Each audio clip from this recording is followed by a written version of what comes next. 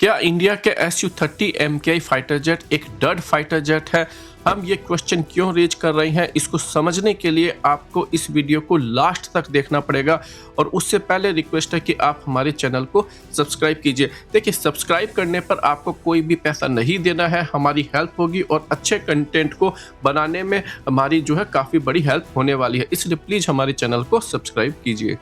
अभी भारत के पास जो सबसे ज़्यादा एयरक्राफ्ट है वो है Su-30 MKI 259 की संख्या के अंदर, और बाकी जो फाइटर जेट है उसमें राफाल जो है वो 4.5 जनरेशन का फाइटर जेट है, जो कि भारत के पास में 36 के आसपास बताए जा रहे हैं। अगर भारत के सबसे ज़्यादा एयरक्राफ्ट को अगर हम डड एयरक्राफ्ट बोलते हैं तो फिर भारत की एयरफोर्स कहाँ पर स्टैंड करती है और ये क्वेश्चन ही क्यों रेज कर रहे हैं, आइए अब इसको समझने की कोशिश करते हैं।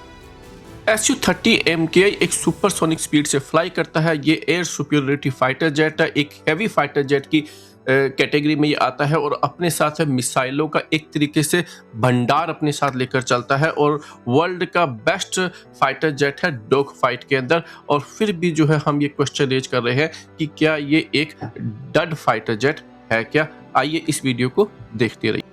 देखिए, इंडिया फ्रांस के साथ में 114 राफाल जेट्स की डील को साइन करने वाला है और उसके लिए वो $36 बिलियन जो है वो पे करेगा। और न केवल एक फाइटर जेट की कॉस्ट होती है, बल्कि फाइटर जेट के अंदर लगने वाली जो air to air, air to ground और लेजर गाइडेड बॉम्ब, इन सारे जो वेपन सिस्टम्स और जो मिसाइलें होती है इनके ऊपर एक बहुत बड़ी कॉस्ट होती है। एक एक एयर टू एयर जो मिसाइल होती है वो 4 से 5 मिलियन की होती है। इसलिए किसी भी फाइटर जेट को परचेज करते वक्त ये बहुत ध्यान रखना पड़ता है कि उसकी मिसाइलों की कॉस्ट क्या है और जो मिसाइलें हम परचेज करने वाले हैं क्या वो इंटरनेशनल लेवल पे या जो खास करके आपके जो एनिमीज के पास में जो अवेलेबल है उससे एक स्टेप आगे है क्या।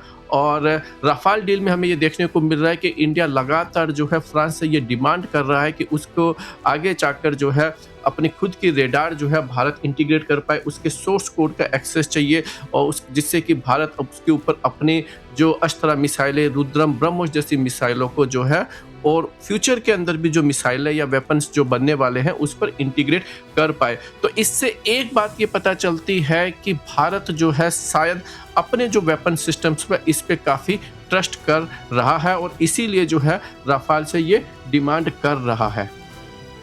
हालांकि राफाल ने भारत को सोर्स कोड का एक्सेस देने से मना कर दिया है। अगर भारत को किसी भी वेपन सिस्टम्स को आगे जाकर अगर इंटीग्रेट करना है तो उसको राफाल की हेल्प लेनी पड़ेगी। और यहीं पर अब ये समझने की बात है कि भारत का Su-30 MKI भारत के अंदर ही बनता है और इसकी जो इंजन की जो MRO फैसिलिटी है वो भी भारत के अंदर है और रशिया ने भारत को हर टाइप के वेपन सिस्टम्स को इंटीग्रेट करने के लिए जो है अलाउ कर रखा है। इनफैक्ट भारत ऑलरेडी जो है अस्त्रा मिसाइल्स, रुद्रम, ब्रह्मोस और जो दूसरे सेंसर्स हैं उनको ऑलरेडी इंटीग्रेट कर चुका है।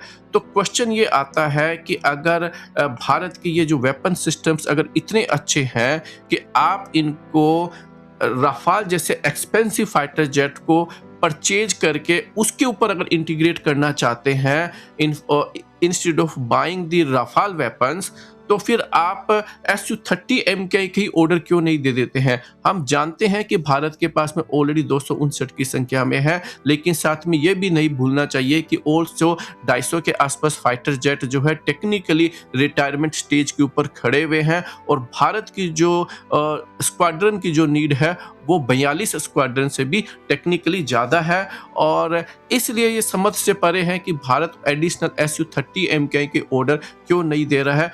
क्या होगा अगर भारत का तेजस MK2 जो है आगे जाकर सफल नहीं हो पाता है या और डिले हो जाता है, क्योंकि आप जानते हैं कि इसका इंजन की जो डील है वो अभी तक साइन नहीं हुई है।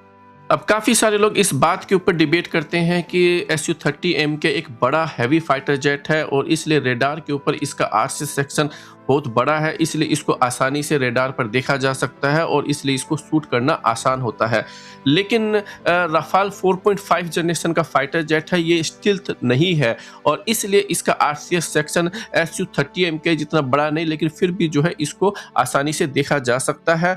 और आजकल जो रेडार है वो लगातार डेवलप हो रहे हैं, इसलिए किसी भी फाइटर जेट को पूरी तरीके से स्टील होने में काफ़ी टाइम लगेगा। और ख़ास करके भारत को जहाँ पर फाइट करना है वो पाकिस्तान और चाइना है और उनके साथ में भारत की बॉर्डर लगती है और ये दोनों ही जो आप कंट्रीज है ये हैवीली जो है एयर डिफेंस के लिए जो है बिल्कुल ही मजबूत कंट्रीज है। इसलिए चाहे आप कोई भी फाइटर जेट लेकर आइए, ये बड़े आसानी से जो है इनको जो है ट्रैक करके शूट डाउन किया जा सकता है। इसलिए भारत को एक ऐसा फाइटर जेट चाहिए जो काफ़ी एजाइल हो और उसके ऊपर जो वेपन सिस्टम्स जो लगने हैं वो काफ़ी लॉन्ग रेंज के और एजाइल होनी चाहिए। आप एग्जांपल लीजिए बालाकोट स्ट्राइक का, जिसके अंदर पाकिस्तान का जो F-16 है वो करीबन 50 साल पुराना फाइटर जेट था, लेकिन उसके ऊपर अमेरिकन 120 किलोमीटर रेंज की एयर टू एयर मिसाइल लगी हुई थी और भारत के जो Su-30s जो हैं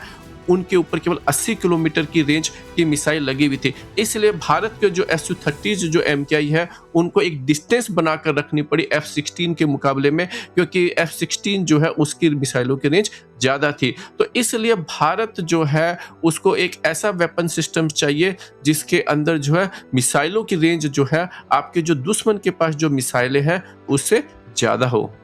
इंडिया बहुत ही जल्दी तेजस MK2 की फर्स्ट फ्लाइट करने वाला है और आने वाले 2 सालों के अंदर जो है AMC जैसे फाइटर जेट की, जो कि एक 5th जनरेशन फाइटर जेट है, उसकी फर्स्ट फ्लाइट करने वाला है। इसका मतलब ये हो गया कि अगर हम ये सोचते हैं कि तेजस MK2 आने वाले 5 से 7 सालों में फाइट के लिए और प्रोडक्शन के लिए रेडी हो जाएगा और ये एक राफाल जैसी कैटेगरी का फाइटर जेट बताया जा रहा है, तो इसका मतलब ये हो गया कि इसके ऊपर जो लगने वाली जो इलेक्ट्रॉनिक वॉर सूट है वो ऑलरेडी जो है टेस्टिंग से गुजर चुकी है और काफ़ी हद तक जो है मैच्योर भी हो चुकी होगी। और ये जो सारी जो इलेक्ट्रॉनिक वॉर सूट मिसाइल्स है, ये जैसा कि मैंने कहा सबसे पहले जिसके ऊपर इंटीग्रेट होती है, टेस्ट होती है, वो है Su-30 MKI।